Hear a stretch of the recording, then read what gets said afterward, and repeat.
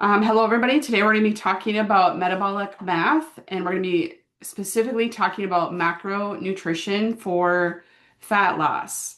So, just to start a little bit first, my name is Tiffany. You maybe have heard me before do the trainings for Farrell's with regard to the nutrition and the new group members and things like that. But I have a private practice where I help people with their basically medical nutrition therapy and working with people who have problems with their hormones, problem with their fat loss, have normal, in air quotes, normal labs, but they still don't feel the greatest. And I came to this space due to my own health issues, dealing with thyroid issues, thyroid cancer, and being told that for years and years and years. And for me, it was nutrition, looking for at a different way about my nutrition is what helped me actually feel and function like a normal human being. So that's what I'm doing to help people now in my private practice that I've had for it's going on about 12 years now. So and I'll tell you some ways you can contact me down the road here at the end of this presentation, but I just wanted to let you know where I'm coming from and the lens at which I'm, looking through when I'm trying to help people work through their issues. All right, so we're going to be talking a little bit in depth about this metabolic math, and you're going to be able to calculate the macros that you need to help support the goals that you're having while doing your program with Farrell's. So, one of the things that is kind of key critical for the people that I work with in whatever they come to me for is I'm looking at what their nutrition status is. Sometimes we have labs, sometimes we do labs for that information, and other times we go off of symptoms and correlations between deficiencies and those symptoms. So these are the things that I look at, and these are the things that you should look at for yourself. So, do you lack energy? Do you have aches and pains? Do you have poor gut health, dry, flaky skin? Do you feel anxious, feel sad, and unmotivated? Those are things that you need to consider because it's not just because you are getting older. It's not just because you're going through hormonal changes.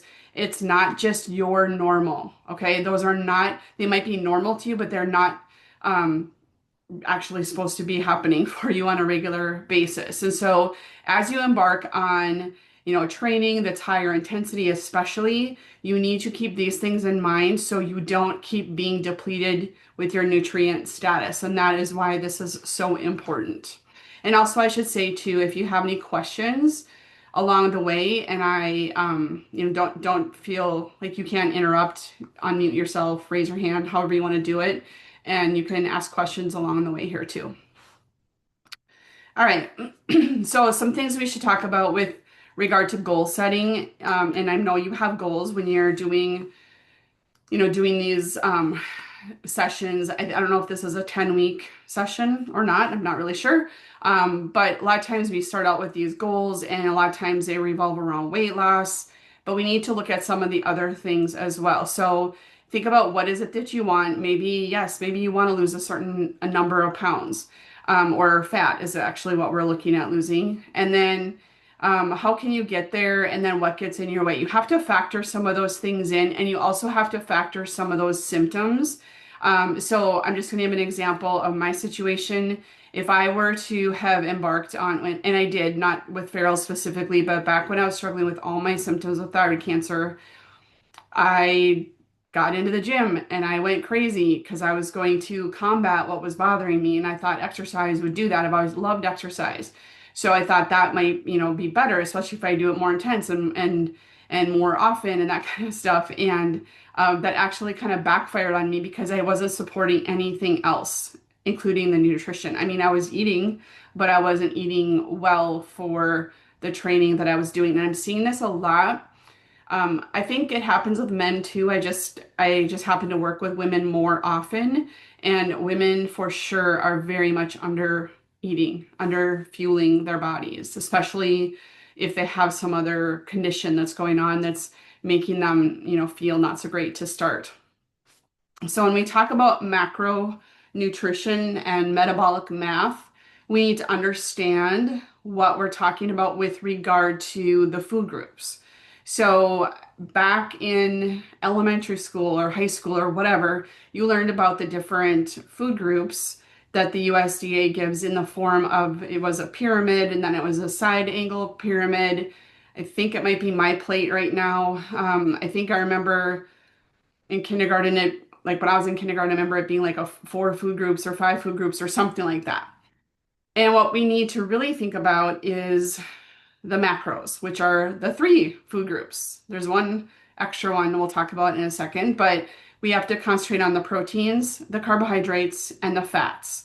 And we have to understand that the type and the quality of foods that we eat will contribute to those macros, right? So it's not just getting, the protein in, it's the what type of protein. Is it always protein bars, protein shakes, protein packaged foods, or is it like real protein foods? Those are going to behave very differently in your body. Okay, so we have to be mindful of the type and the quality of the foods that we're taking in those three food groups.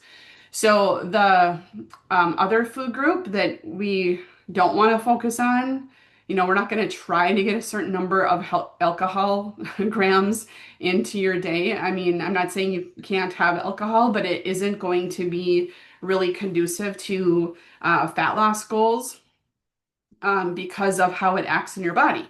But alcohol contributes 7 calories per gram. So if you go back to the protein and carbohydrates, they both provide 4 calories per gram to our total intake of calories. And then fats also are, more than that. So there are more than double the amount of calories per gram. And then alcohol is up there too. It's almost double compared to proteins and carbohydrates. So not only does it provide more calorie density, it's kind of empty calories, and it actually slows fat loss down because as long as there's alcohol present in your body is going to prioritize clearing that. Your liver is going to prioritize getting the alcohol out of your body because it's an actual toxin. So it will work on that versus getting into fat stores if alcohol is always present. So this is an example. I know a lot of people will wind down with a glass of wine at the end of the day.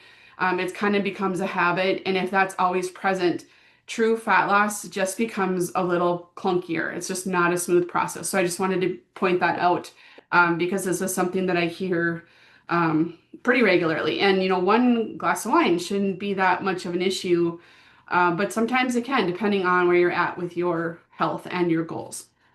Okay, let's talk about protein. This is almost like a fad or a buzzword, and it shouldn't be because protein is key critical to your success and your recomping or your, changing your body composition, especially when you're doing these workouts at Farrell's, when you're doing the higher intensity, cardiovascular things and you're lifting weights. You need to fuel your body with a functional macro, and that is going to be your protein. So you need to think about what is your ideal lean body weight. And if you have access to like piece of paper, pen or something, or notes on your phone or something, you can start doing some math here. We'll start getting into this pretty soon. But think about what that ideal lean body weight is. I'm just going to pause for a second. Now, the first thing I hear people say usually is, well, there's no way I can be at that weight anymore. There's just no way that I've had babies, or that was 30 years ago, or whatever. But I want you to use that ideal lean body weight as a goal. I don't really care what the chart at the doctor's office says. I want what is the good weight for you that you feel well, you function well, you don't have to bust your butt at the gym to stay there. You don't have to, eat so few calories to stay there. That's the weight I want you to come up with.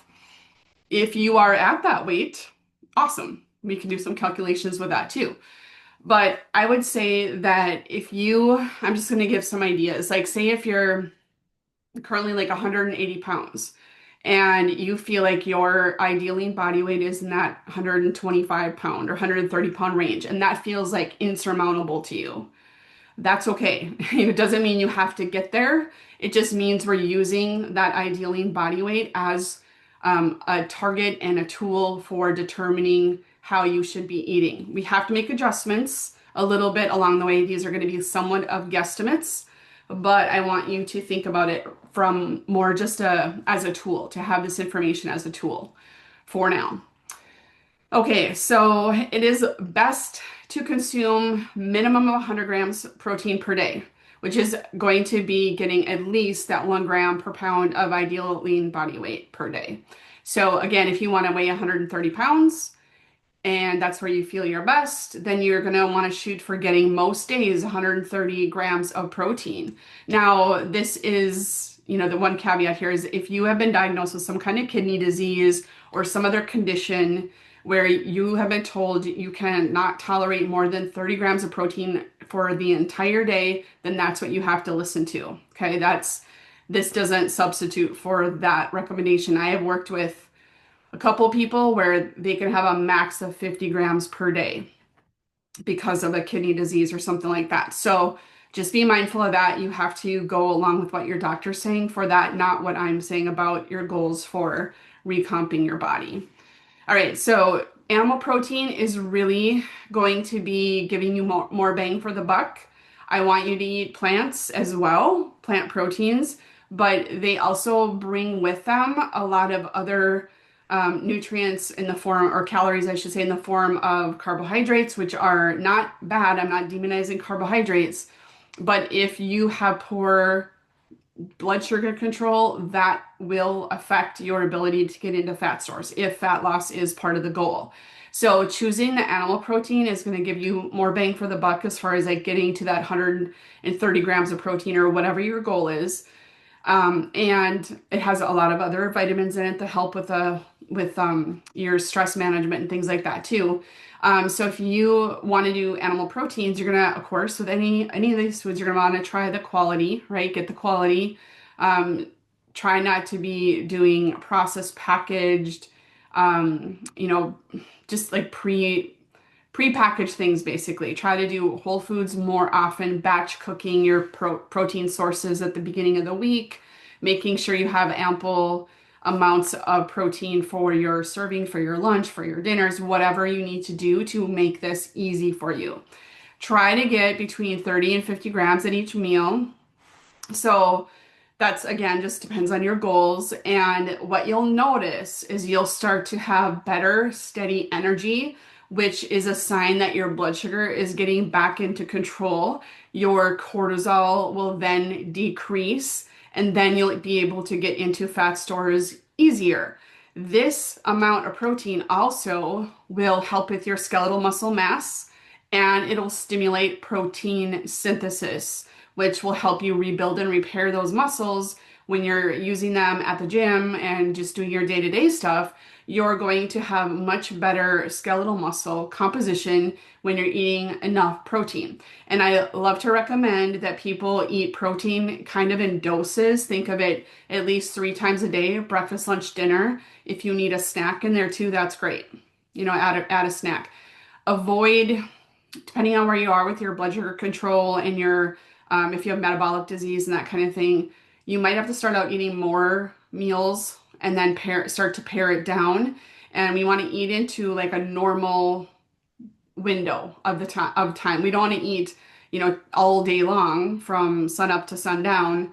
We want to eat, or I guess this time of year past that sundown, we want to eat in a, say, max of a 10 to 12 hour window. That will also help with this recomposition and some of the biochemistry things that happen too with blood sugar control, stress management with your cortisol, and that kind of thing.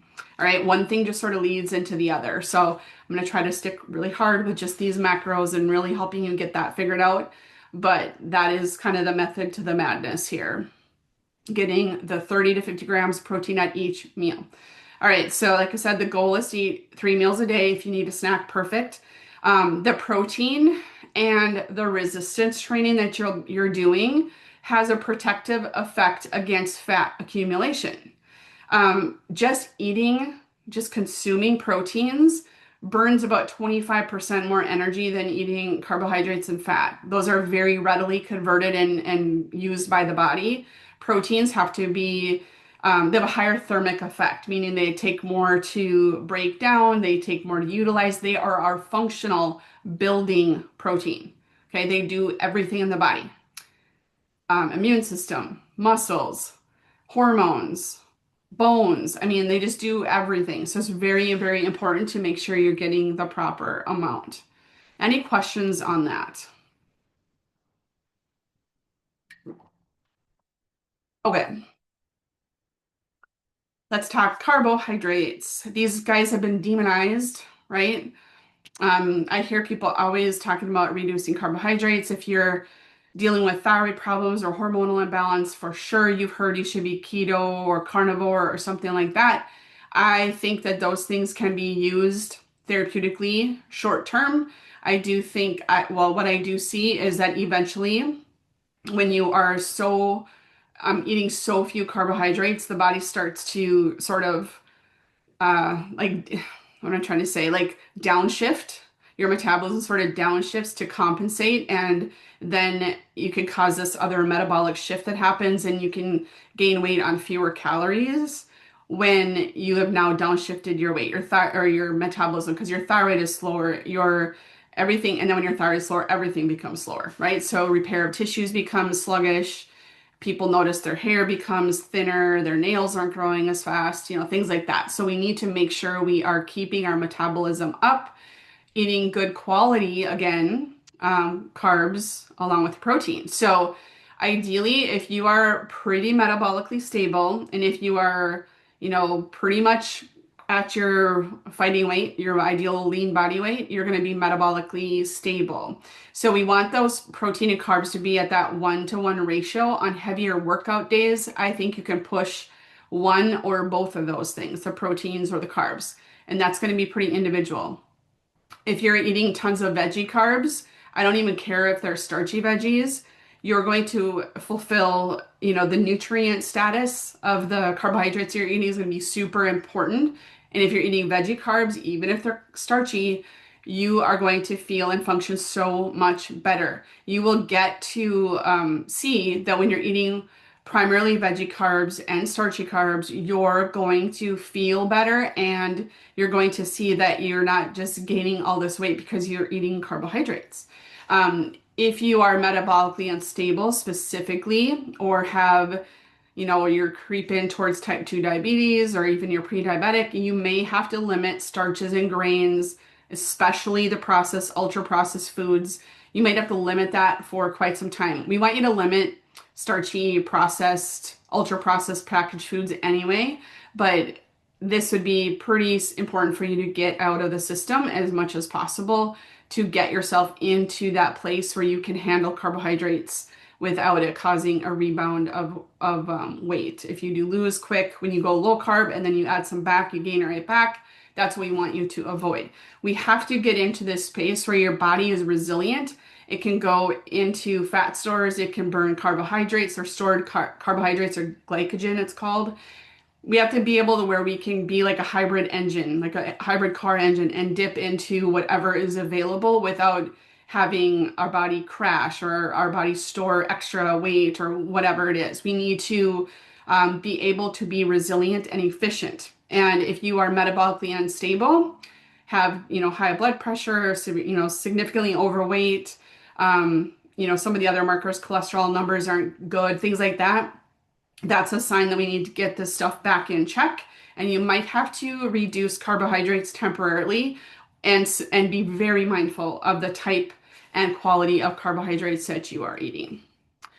All right, so the next thing, starches and grains, limit to 30 grams per meal if you are sedentary, okay? So I would say on your heavier training days when you're really, I don't know, I know some of those workouts are pretty intense, right? So, you can maybe go up to 50 grams of carbohydrates, maybe max out at 150, 160 grams of carbohydrates a day, depending on the day. But this is where this is not an exact science. The recommendations that we'll be calculating in a little bit but it's a place to start, and you need to be kind of tweaking it as you go along and see how your body responds.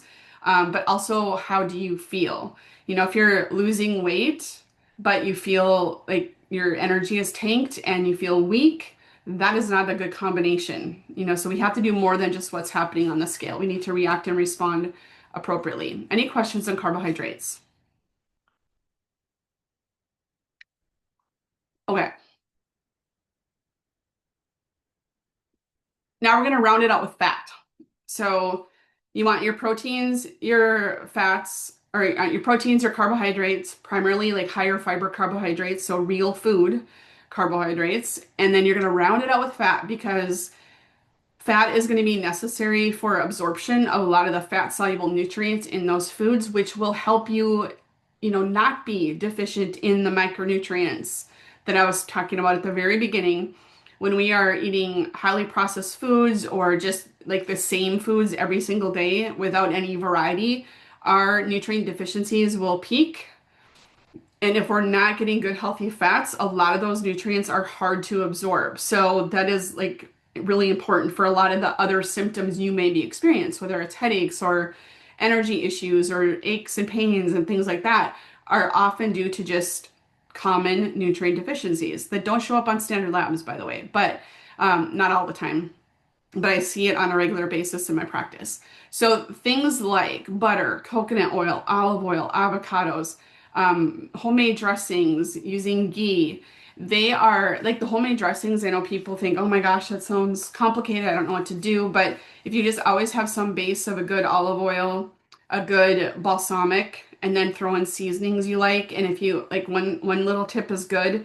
If you take a little piece of Boursin cheese, like a little chunk of it, kind of that spreadable cheese that has flavor in it, and shake it up into the oil, it's delicious. It almost makes it creamy, but it's not like a creamy dressing. It's really, really good. So, super easy to make. You could just make a serving at a time and just have it on hand to put over your salads or whatever else, maybe marinate something in it. Those are really easy ways to get good, healthy fats in. Fuel for the muscles, fats really help fuel your muscles. All right, so that's really important, especially on higher training days. And also, it's energy for the brain. Our brain is composed of um, cholesterol and fat, right? So it's really important for that, so that all of um, the neural pathways are firing properly when you have good, healthy fat in your system and you have cholesterol in your brain.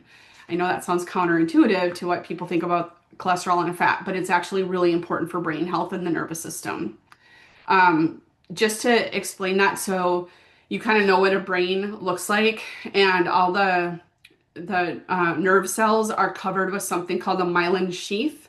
And think about it as like I'm showing my cord, the cord coating on my charging cord here for my phone. That acts as like an insulation so that the electricity can, travel through my power source to my phone to charge my battery. That's how the nervous system kind of works too. If the myelin is not intact because we're having, eating such low fat, or our cholesterol is super duper low, or, because we're on medications or something, that's when people can have brain fog and there's a little misfiring. It's like that electricity isn't traveling down the nervous system, i.e., the brain, as efficiently. And so that's when people think, oh, I'm just getting older, I'm, forgetful, that kind of stuff. It has a lot to do with the nutrients that you're eating or not eating. So I just wanted to point that out too.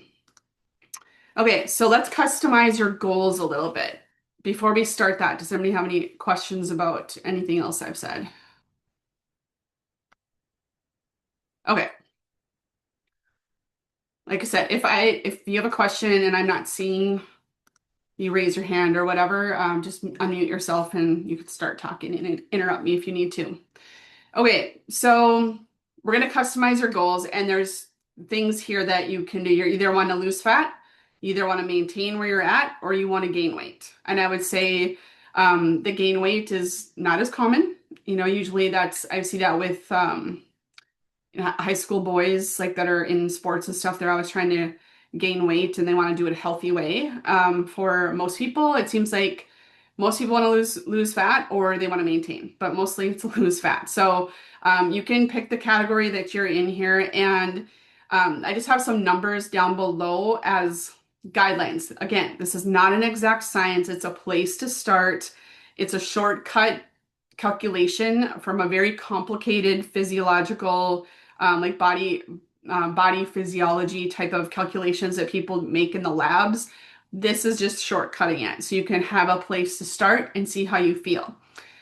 So to maintain your current weight, keep the current body composition you have, and you probably know what that is if you have done the InBody, you know what your composition is. So this is perfect if you want to start tracking this and see the changes. And those changes happen over time. They don't happen, week to week. So the composition really changes over time. You have to be mindful of that. But most people will kind of stay where they're at when they're consuming between 16 to 2,400 calories for women and 2,000 to 3,000 for men. Like if you weren't tracking anything and didn't change anything and you weren't gaining or losing weight, you would probably find that you are in that calorie range. I am not always, actually, I'm not really at all a calories in, calories out nutritionist.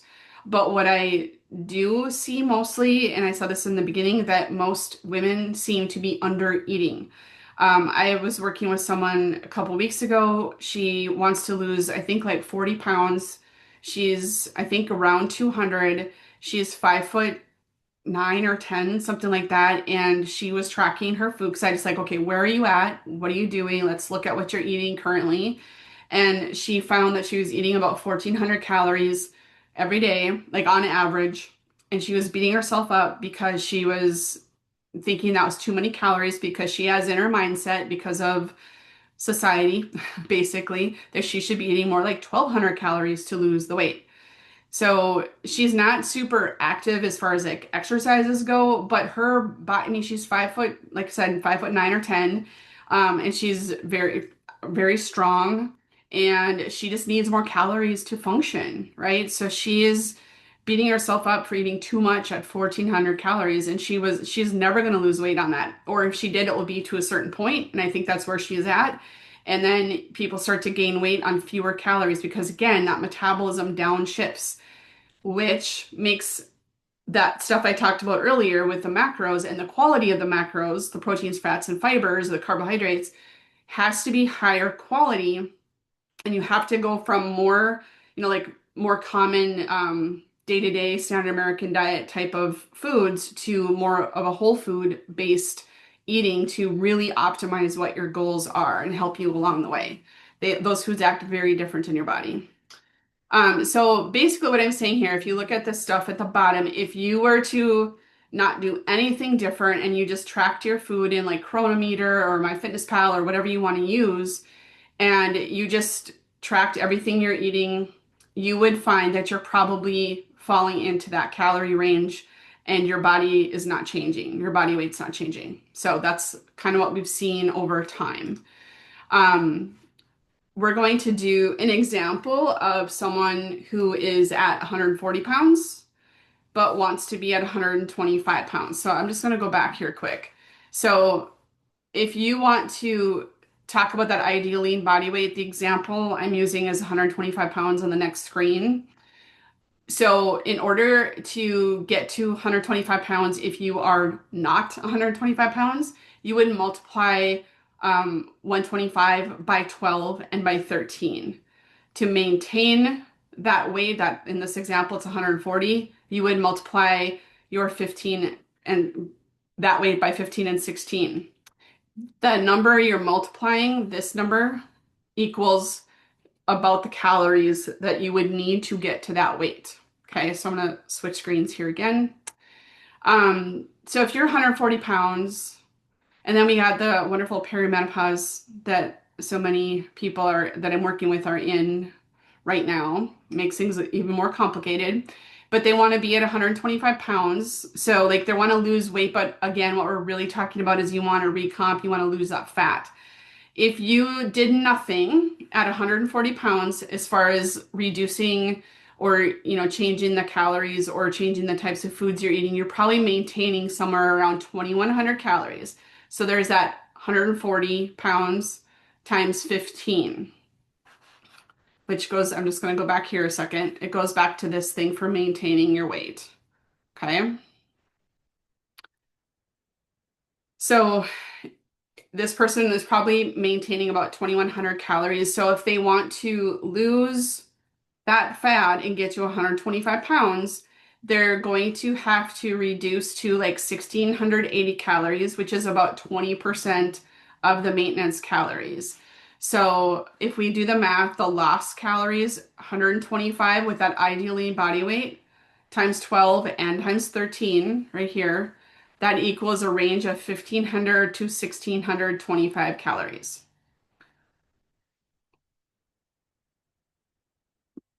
Any questions on that? It's very simple math. It's just sometimes hard to explain it as I'm going through it, and I don't want to just read off the screen and not explain it. So please ask if you have any questions. So that's one example. And then just some other things that might surprise. If you're wanting to get to 120 pounds, you'd want to have 1,440 calories to 1,560 calories.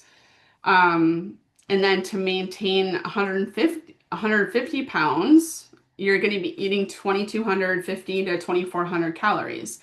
So we need to look at what this looks like for your macros. And this is where it's not hard math by any means, but it's just confusing if you're not, if you're first time kind of looking at this. Let me see here. Okay. So hopefully everybody can see that okay. Um, I'm trying to not cover up what I can see here. Okay. All right. So if we're looking at, I just want to get my calculator out here. So if we're looking at this, the top one of that 1,440 to 1,560 calories, we need to look at what those calories are made of. So I'm going to show you, I'm just going to use, where is it? I'm going to use I'm just going to use 1,500 calories for simple numbers. If you did calculation and learned that you were going to do this, 1,500 calories, this is what you would need to do for protein. So we talked about on a couple screens ago that protein has 4 calories per gram. And if your goal is to be 120 pounds, you would need to take in 120 grams of protein per day.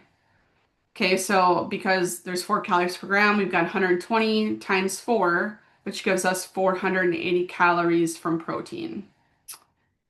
And again, if you're training pretty decently, pretty consistently, 5, 6 days a week, if you are fairly metabolically stable, you're going to have about a 1-to-1 ratio of protein to carbohydrate.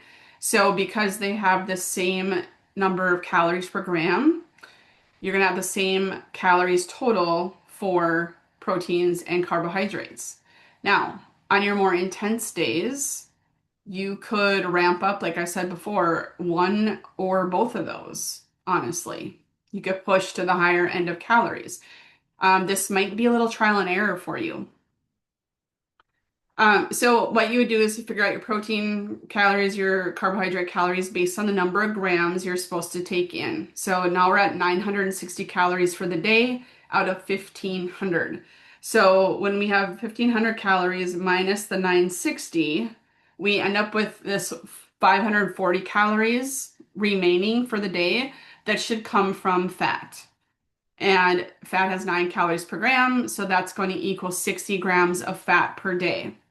And this will help with the recomp of your body if you are trying to lose, get down to that 120 pounds. If you're starting out at 15 or 150 pounds. Does anybody have any questions on this example? Like I said, I know it gets confusing as I talk through it, just to keep track of which part I'm on. but the math is super simple. But if it's confusing, please ask away.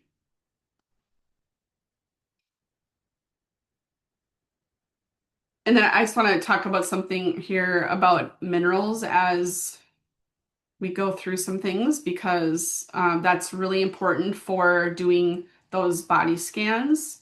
And those body scans can sometimes be really frustrating when you're looking at progress. So I just want to speak to that in a little bit. Here's a sample breakfast. So everybody, I swear, when they have eggs, they always have two eggs. And we're trying to add more protein, right? So you could add a third egg. If each egg has about 6 grams of protein per egg, if you had three of them, that's 18 grams. A couple strips of bacon, going to be 16 grams right there. That's 34 grams of protein. Again, just a simple example of um, a breakfast you could build up. If you add some vegetables, some fruit, you're getting good carbohydrates there. You're going to add some avocado oil, cook your eggs in, butter or oil, whatever you want to do. You're going to get good rounded breakfast. This is going to help you have more satisfaction. You're going to have better balanced blood sugar. You're going to have better, or I should say, less brain fog. You're going to just start to feel better and improve your energy across the board just by doing this. So when you are starting this, really dialing in your macros, you could just start with one thing at a time. You could start with just breakfast and get that nailed down. So you're getting 30 to 50, 50 would be better grams of protein for your breakfast. It can be a good quality protein shake. Don't, there's so much junk out there. Be careful. I can recommend some things to you if you want. And then you could work on just that. You could also just work on your protein at each meal and let the rest of the chips, so to speak, fall where they may for the day until you get the protein dialed in. I want you to prioritize the protein. If this is kind of new to you, I would prioritize the protein so that you can start to see how that makes you feel and pay attention to the symptoms, tie back to the foods that you're eating. Again, connect those dots about the nutrients you're taking in and how you're feeling, and it'll be a little bit more motivating and easier to stick with doing that, especially when you're training your body hard. You want to support it and fuel it properly. Okay, so here's a sample lunch. Let's say you grilled some steak the night before. You have 5 ounces left over. Steak, depending on the cut, it's about 8 grams per ounce. That's going to be 40 grams right there. Have some greens, throw on some, starchy vegetables. You could throw in some fruit, and then make that homemade dressing I was talking about. That will be very filling. It will be satisfying. It will balance blood sugar, and it will support your goals at the gym. These are just samples, your lunches, and your meals don't have to look just like this, but they're just simple examples of figuring out like what's the protein, what's the fat, what's the carbohydrate. So think about that as you're planning your meals. Proteins, fats, carbohydrates, just boil it down to that. Carbohydrates is such a big category, but if you are primarily throwing in plants, like fruits and vegetables, or even if it's like, various beans and that kind of thing, that is going to be good and healthy for you to do. And it will be really good for your gut health as well. All right, now we're going to go into dinner. And here's just another simple example. Chicken breast, 7 ounce chicken breast. There's about 7 grams per ounce. If we're talking just like boneless, skinless chicken breast, 49 grams protein right there. And then mix roasted veggies. You can throw in some fruits for dessert or something. And then again, using olive or avocado oil. I use avocado oil a lot just because it's hard to get good quality olive oil, and avocado oil can withstand higher temperatures a little bit better, especially if you're not able to get a really good quality olive oil. So those are just simple examples of how, again, to kind of think about your meals and compose your meals. And like I said, if you're trying to really be dialed into this, just start with one meal a day or one macro per day. And if you do start with one macro, make it protein and let the other stuff kind of fall around it. If you fill up on protein, I guarantee your appetite is going to be suppressed. It's going to support your own natural GLP-1. And if you are on a GLP-1, it will help. I mean, this would be key critical for sure. If you're on a GLP-1, if you're not getting this amount of protein in, that's not going to be good. I work with a lot of GLP-1 patients, and their protein has to be the priority. You have to eat it like it is your job. But you will notice when you're eating good protein, eating good plants, that your own appetite, your just natural GLP-1 will help you out and suppress your appetite naturally. Okay, so this will be very important to do. Okay, so what I wanted to talk about some other things, especially as you are looking at those body scans with like the InBody, which is I'm assuming that's still what they're using at Farrell's. Um, you need to have the proper hydration. It can be one of the most underrated performance tools out there. Okay. Could be one of the most underrated tools. Just a 1 to 2% dehydration can lead to mental fatigue, reduce your strength and endurance, slow recovery, and your workouts just feel more difficult. Okay. Then you probably have noticed on your InBody, if you have done that before, I don't remember, there's a ton of readings on it. But if I recall of reports I've looked at for some of the people in Farrell's, that they've had total body water, intracellular, extracellular water. Those things will show up as, if we've got too much extracellular fluid, I believe it will look like you've gained weight. In fact, actually, I think that's how it registers, if I'm not mistaken. So this can really mess with your mind when you're busting your butt at the gym and you're working on your nutrition and you're dialing everything in, and then you get on the scale and your hydration is off and out of balance, and it can look like you haven't done a thing. It can be really frustrating. So that's where you have to understand that your hydration and your minerals that you're going to get from all the plants that you're going to be eating, making sure you're adding good quality, so like salt to your diet. I like to use beam minerals. I drink those. It's like an ounce a day. You can do electrolyte powders, especially on hotter days or more intense workout days. Making sure you're getting the fluid into the cells is really, really important. You will feel it if you have extracellular fluid. You're going to feel it as being puffy. Your rings might be too tight. Your shoes might feel a little tight, that kind of thing. That's a sign that your water balance is a little off. And minerals and hydration are going to be the key to figuring that out. If you are exercising harder, if you're not getting good quality foods in, your minerals are going to be lacking. That is going to affect your body composition changes, your recomping of your body. So that is something I'm seeing in people quite a bit too. Upon micronutrient testing, I'm seeing where people are deficient in a lot of minerals, specifically magnesium is very common because it does so much in the body. But you can't just go take some random magnesium, because a lot of times it causes a lot of GI upset, which is not fun to deal with. So you have to kind of know what you are taking and what your body needs and how you feel better. So if you have questions on magnesium, you can go ahead and email me or message me or ask me here, if there's, whatever form of magnesium to have, because it is important. But that's not it. It's not just magnesium. There's potassium, there's sodium.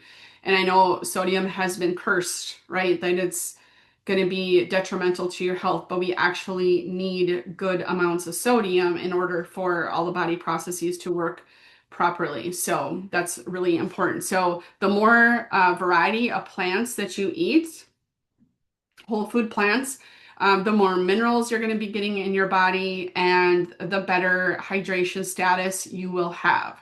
All right. So make sure that this is something that you really dial in, and make sure also that you're paying attention to, add more of this guideline about hydration, how much body or how much water do you need. So it's half the guideline. And this is not 100% written up in science journals and things, but this is a guideline.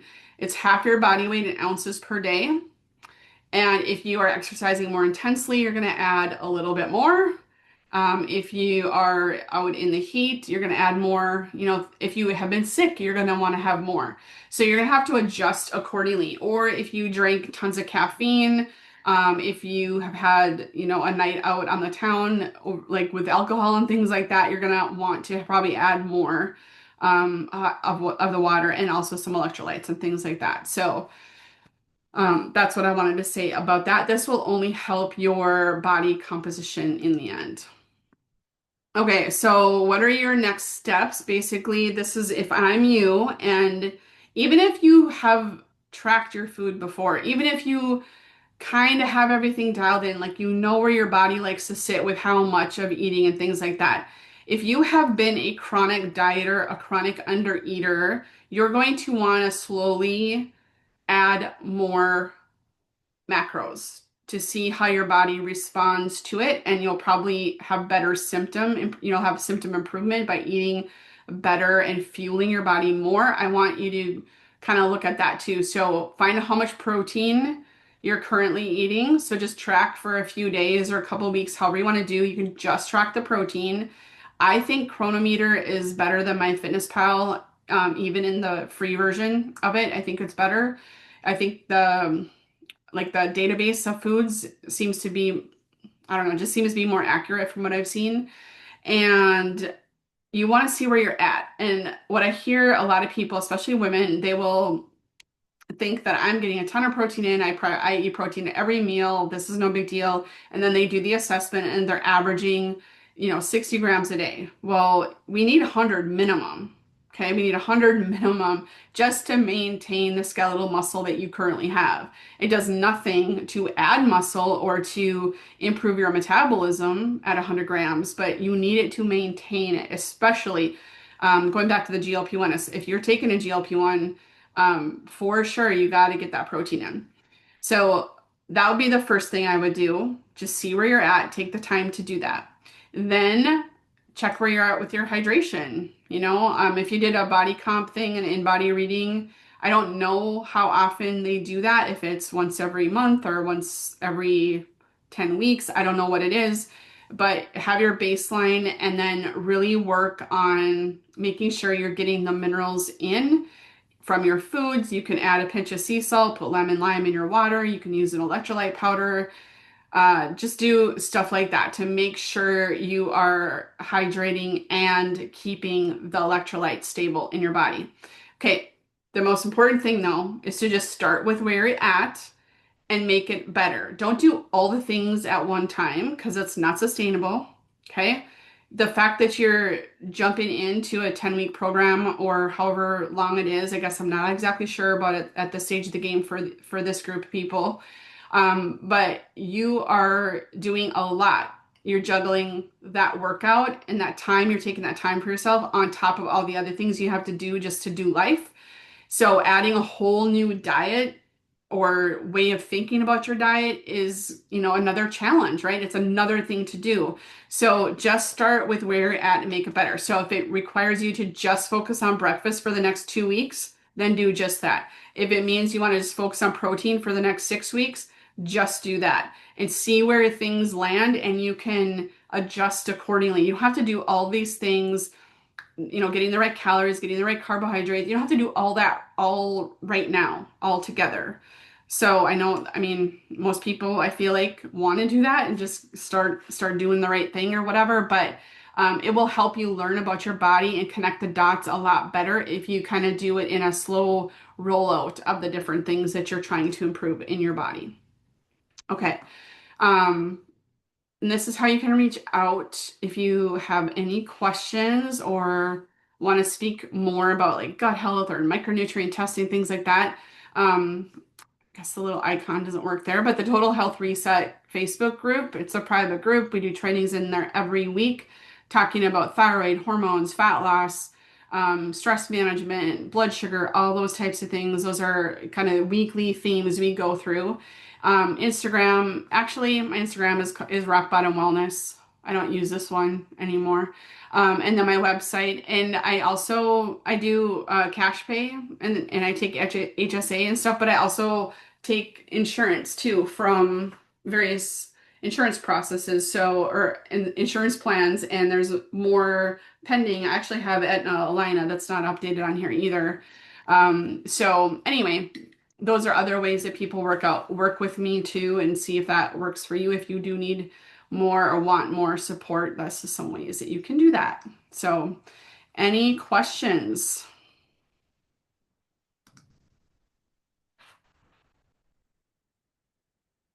All right. Thank you, Tiffany. Yeah, you're so welcome. So welcome. Um, Reach out if you have any questions, and I hope this was helpful. And have a great night. Stay warm. Take care.